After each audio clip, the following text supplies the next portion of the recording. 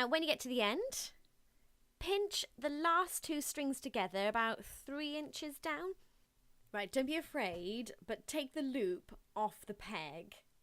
Now do this whilst pulling because you don't want the string to come off the bottom of the loom. Wrap it around your fingers and pop the end through the circle. Pull, pull, pull as tightly as you can, creating a loop.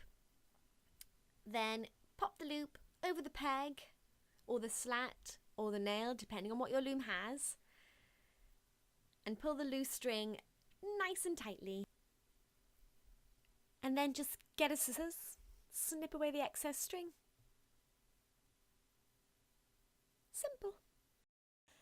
Thanks for watching. Don't forget to like the video and subscribe for more craft tutorials.